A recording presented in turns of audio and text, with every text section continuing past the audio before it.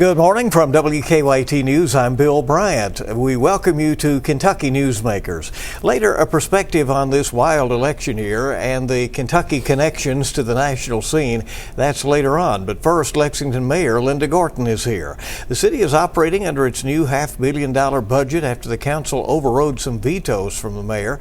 It is midsummer and the projects are planning or continuing for Lexington. The city is figuring out how it will develop the recommended 2,800-acre expansion of the urban service area. Will it be housing or more stores or both? The town branch project coming right along, and in an encouraging trend, homicides are down in the city. We also looked this week at that Lexington is joining a lawsuit against automakers Hyundai and Kia, that reported by WKYT and others. A lot to discuss with Lexington Mayor Linda Gorton, and we welcome the mayor back. Thank you very much. Appreciate you being here. Thank you, Bill. Gosh, there's a lot going on, isn't there? Exactly, there is. Even though it's summer, you had a nice little break, as I understand it, but the city is now operating under its new spending plan. It's now in force. What do you think the most important elements are of that budget? We have a lot of really important things. You mentioned $500 million budget, and well, we're constructing our new senior therapeutic center. It's designed and we'll have a groundbreaking in the fall, and that's exciting. That'll be in the Shiloh Park area. And we have about 56% of our budget is public safety. Police, fire, corrections, E911, all those things people depend on. Division of Emergency Management, all of that plays into public safety. So is that as it should be, in your opinion? Absolutely. A lot of cities do not prioritize public safety. And my belief is that one of the reasons we are a really good, healthy city is our foundation is good public safety. If you think about it, everybody needs to be able to walk out their front door and feel safe taking a walk or going to the store or whatever. And so the way you prioritize that is through the budget. We have 3 new police recruit classes in this new budget. That's a big expense, but it's one we believe we need. We have 25 more flock license plate readers for for our crime center. I mean, all these things are things that play into safety. And that's the foundation of any good city. Mayor, do you think people do feel safe in Lexington? I do. You know, I will say we've had 8 homicides in Fayette County, and that's 8 too many. But that number is creeping down. We are at the lowest number of homicides to date since 2012. That's 12 years. That's a pretty good record. And we work on it every single day with police and all those public safety entities. One Lexington. We really do a lot to keep people safe. So I realize that people who've had someone impacted in their family by homicide or shooting, they don't feel safe necessarily, but we keep working on that. Do you feel that the city is committed to the long haul work of addressing crime and violence? Absolutely. I believe right now, you know, I've said it publicly so many times that we must have public safety first. That's our first priority. Then everything else can fall into place, and I believe the council believes that too. And so we are known now as a safe city, and we've just got to keep chipping away at those homicides and the work that we do. So it's good work, it's important work, and we won't stop, you know. You talked about the budget, and it ended up being just a little higher than what you had recommended because you vetoed 10 city positions that were added to your budget proposal, and you cited cost concerns. The council overrode you. Do you think that was a mistake on the council's part, or a mistake on your part for taking it out? Well, it wasn't just the expense, it was the fact that those are recurring costs now. I didn't veto a whole list of things that the council put in that were one-time projects or expenses. You know, the money they were using was one-time money. And so I have a very strong principle of spending one-time money on one-time expenses. And so it's part of the process. It was not a unanimous override. There were a couple council members who were absent and a couple who voted no on the override, and it's just part of the process. And so we worked through all that, and I think it's important that a mayor has to stand up for that sort of process in the budget, or budgets can go off the rails. Are you still concerned that there will come a time it will be hard to pay for those positions that were added? I am comfortable that we'll work out a way to pay for them. And one of the good things is that we've had some pretty big fund balances the last couple of years, which is money left over from revenue that wasn't predicted. So we're going to meet this summer with some folks who understand budgeting and revenue and finances, and see how we can kind of tighten that up so that we understand better how that revenue is coming in so much better than we predict every year. The city is figuring out how to develop 2,800 acres included in the urban service boundary expansion. Do you have your own thoughts and priorities about that? Well, the council was lobbied pretty hard for expansion, and the reason was for housing. That was the reason they were given. Now, we all know that housing has to have some retail and some services nearby, or it doesn't work. And so there will be predominantly housing, but they're going to do it a little bit differently. The planning that has been done by the consultant shows that they will work on kind of smaller community-looking areas like the Townley Center out Leestown Road. A lot of people like that. It's housing with some retail and services built into the area. So the first thing is sewers have to go in and infrastructure has to go in, and it's not an easy, quick thing to get going. So there'll be a lot of housing, different kinds of housing, single family, apartments, density. And the consultants went around town and had some different open meetings when people could come in and say, well, here in this space is what I think would work really well. And we're working with the school system to be sure we understand if they need a new school in any of the expansion area. We've got to look and see if we need services like police or fire or those kinds of things. I mean, it's a big deal to plan and pay for this. Some have moved out of Fayette County because of the lack of affordable housing. The population number is actually down from the 2020 census according to the estimates. Does that trend concern you? I think one of the things you're also talking about is housing affordability. Yes. This is across the country. This is every single city where you go. And I try really hard in what I do to keep the cost of living low, first of all. And so one of the things we have not done in 24 years probably is raise the occupational license fee, those kinds of things. But housing is a concern.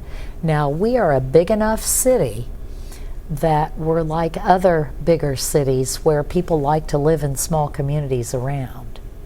And then we have a lot of people, over 50% of our workforce comes in every day from other counties. And it's a balance, and people do need places to live. And it's everywhere in this country, and I don't see the cost of housing going down. I don't think people are predicting that. Get us up to date on some projects. The town branch projects includes the Gatton Park downtown as a public-private partnership. How are things coming along? Things are progressing. If you've been down there, if anybody's seen it, the amphitheater's up, and the town branch is daylighted. You can see it flowing through the property. This is a privately funded park, but it's going to be open to the public. And the Town Branch Park folks, the Gatton Park at Town Branch, have worked so hard to fund this through private funding. It's extraordinary. And it's going to be a really exciting, wonderful new amenity for our community. And of course, the Town Branch Commons, the trail, leads right to it. And that trail goes through downtown, connects with the Legacy Trail, connects with the Town Branch Out West Trail. It's a really cool thing. Would you say that Lexington is a city with a vision as to where it wants to be in a few years? I think we do have a big vision, and I hear all the time, all these rankings of Lexington that are really good that we've been getting. That is not by accident. That is by specific planning and work to make quality of life amenities, to be sure the cost of living is low, to work with the university, work with our partners. It's all part of it. And of course, now we're working on another city hall idea. I'm determined. Well, every time you hear there's something new on that. So I know. What now? Well, right now we're working on with the council and looking at an RFP for our current building. The previous RFP came back and it did not work. And it was not a good deal for the taxpayers. And so now we're going to look at what we can do with our current building and with a potential addition. And I'm fairly determined on this. And I think it's going to work. You think the current City Hall can be renovated successfully? Oh, yes, yes. And it can also have a new addition. Why was there talk for all those years that couldn't be done?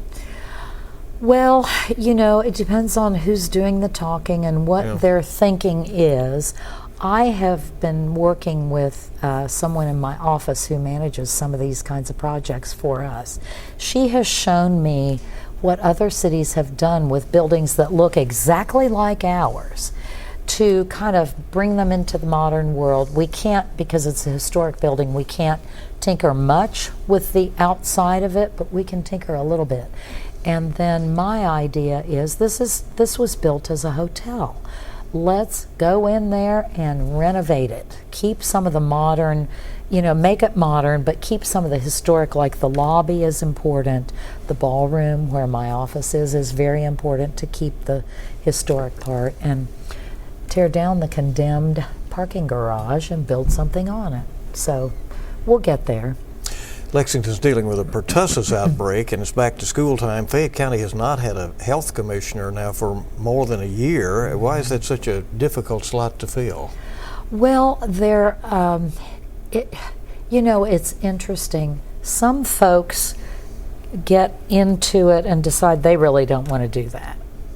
Other folks, decide, I've been through this process, I don't think it's a good fit for me.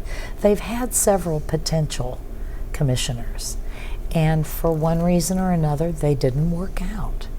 So, the law changed on that. Now it doesn't have to be a physician, and so they have a lot more potential. I think it's a matter of getting that board together on, okay, we've finally got the one who fits.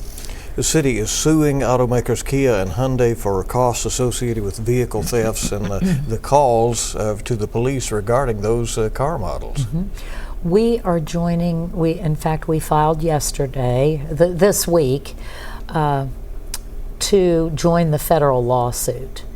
And Kia and Hyundai have not put into their vehicles the anti-theft devices that all other makes of cars have been using for decades.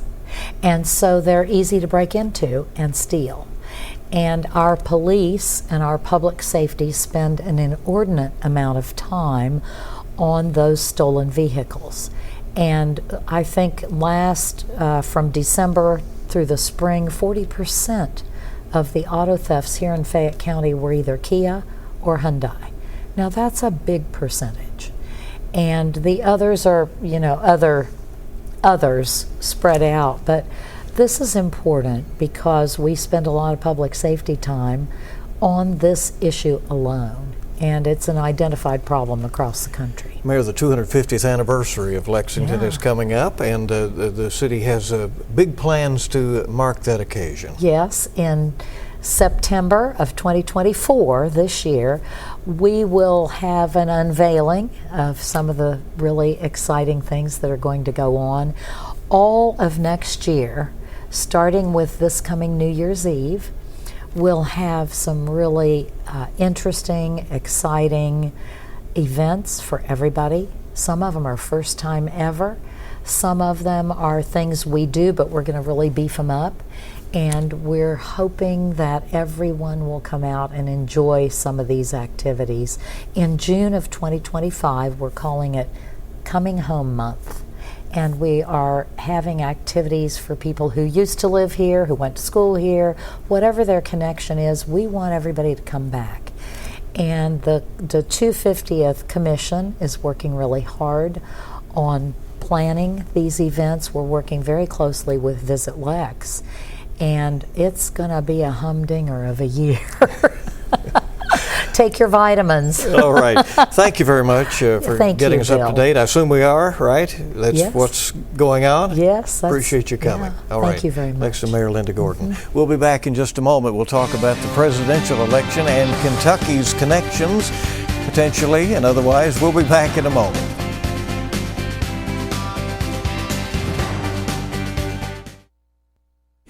Welcome back to Kentucky Newsmakers. What a wild time on the political scene, and Kentucky is part of the intrigue. Former President Donald Trump chose Senator J.D. Vance as running mate, and in his speech at the Republican National Convention, Vance highlighted his family connections to eastern Kentucky.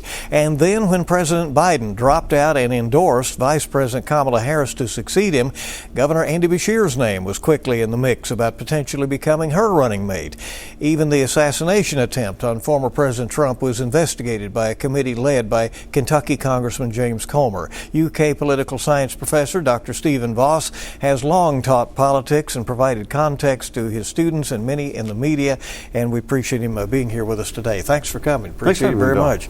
So, first off, just tell us we're not dreaming here. This really has to be an extraordinary time in politics and history, right? Every week we're having something unprecedented, and yes, having one of the front runners for president drop out this close to the election, it's a new one. We've had incumbent presidents have to pull out, not this late in the game. What does happens now in terms of how this race is reset with Kamala Harris, the vice president, potentially now the Democratic nominee, and very likely the Democratic nominee? On paper, the race hasn't changed. Kamala Harris, hypothetically, was polling against Trump roughly the same way Joe Biden was polling against Trump. She faces all the headwinds that Biden was facing: inflation, concern with the border, sense that the Democratic administration's been around maybe too long and needs to be replaced. Kamala Harris is facing all of those liabilities too. The difference is she's got the vigor to fight against those headwinds, and we're already seeing the renewed energy that she has brought and that she has given to Democratic activists out there in the field. Now, she has to be conducting her own Veep stakes, that is, looking for a running mate, and on a very compressed timeline. I mean, apparently they want to do this by August 7th because that gets you on the ballot in Ohio and other complicating factors there. So what do you see in her search? Well, one thing that stands out, considering she needs to go quickly, is how many names are being floated, how many people are being vetted. I think the Democrats are milking this search for the running mate. It's a great way to get attention, the way sports fans watch the NFL draft to see who gets picked, or people who care about college basketball watch to see where the different top recruits from high school go. There's a lot of excitement over all the different possibilities. And you go to any of the states where one of her potential running mates originates, there's tons of localized coverage of the running mate selection focused on their person. We're hearing a bunch about Governor Beshear. In Arizona, they're hearing a bunch about Senator Kelly and so on. Well, Governor Beshear's name is in that conversation to potentially be the running mate. What do you see that Beshear might bring to the ticket, and what might be a downside? Well, let me start with the downside. Part of the conventional wisdom of a running mate is that they help flip their home state.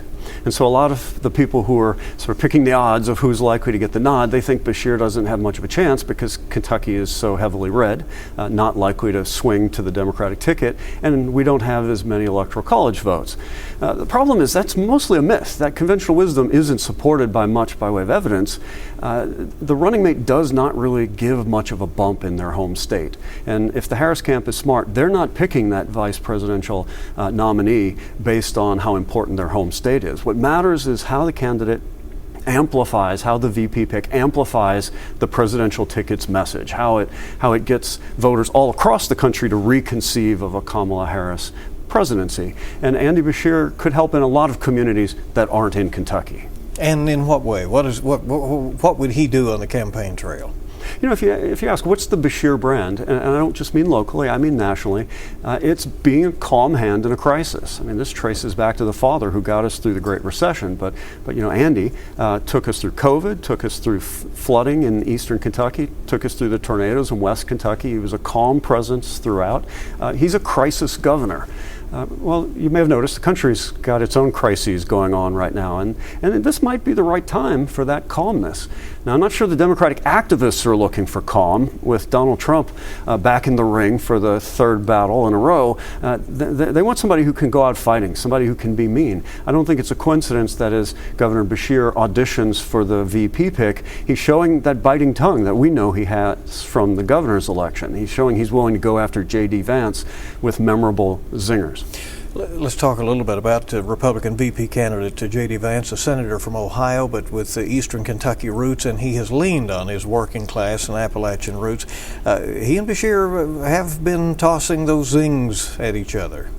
Yeah, it's funny to have two basically wealthy men not from Appalachia battling over who controls the gateway to get to claim Appalachian connections. I don't know how much longer the fight over Appalachia can stay as the main topic of the circus. But, you know, really, I think that fight between Vance and Beshear is about more than just Appalachia. It's really more about how the different parties view poverty, and especially white poverty, which doesn't get talked about much, but of course is present in a lot of communities here and in other states.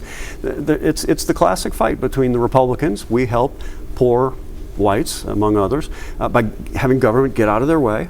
You know, letting people build houses so the price of houses go down, letting people start businesses so that they get wealthy. And the Democratic message is people cannot get out of poverty without help, without assistance, without us helping their communities stay strong. And that's the Democratic message about poverty that Beshear has been delivering. To what extent is this really a presidential contest among about 6 swing states that will decide the Electoral College? And because most states just will not shift, right? Yeah, and people will be skeptical about the Electoral College because they know a handful of battlegrounds ultimately decide the presidential election. I'm much less cynical about that. If you look at those battleground states, there's a reason they're the battlegrounds. It's because they're very diverse. They have pockets of lots of different electorates that are present in the other states as well. Kind of a microcosm. Pennsylvania, which may be the swing state. Although Kamala Harris, her switching out for Biden may change what the key battlegrounds are. Pennsylvania, you know, with 2 big cities and then, as James Carville said, Alabama in between, it has the diversity of the electorate that we have around the country. Do you detect that Harris has a chance to reinvigorate young voters who were so key to Biden's victory in 2020, but who were telling pollsters this spring and summer that they likely would not have supported Biden due to his age? We may see an increase in interest in young voters, getting caught up in the excitement, the celebrities that are going to come to bat for Kamala Harris. You know, when we look at the polls that showed Kamala Harris doing no better than Biden, those questions were being asked to the same people. And usually what we do is we filter out people who aren't likely to vote. The polling data for presidential elections are focused on likely voters. Well, Kamala Harris may change who the likely voters are. I would not be surprised to see quick movement in those polling series. Kentucky will also have the school choice amendment on the ballot this fall. Do you expect that campaign to be aggressive on both sides? I know that each side will have a speaker at Fancy Farm, for instance, coming up. Anytime states or cities have dabbled with some kind of school choice, the teachers' unions come in hard, and there's almost always a lot of money spent to stop any kind of choice for schools. It's less clear whether you get much investment from the pro-school choice side. But we do have some business interests that have been looking at charter schools here that might be willing to invest in trying to get that change in the Constitution. And the fact that we're having speakers at Fancy Farm suggests maybe we will see a more robust fight on both sides of the school choice issue than some states have seen. A few seconds left. This has to be an amazing time to be teaching students, right? You know, no matter what I teach, tends to be something that's having big changes when I teach it. And in this case, I'm teaching social and political movements. Wow. So what did we have? Pro-Palestine protests and fights over Hamas. Timing is everything, right? Thank you for coming. We appreciate it very much. Thanks for having Dr. me. Stephen Voss from the University of Kentucky. We'll wrap up Kentucky Newsmakers in a moment.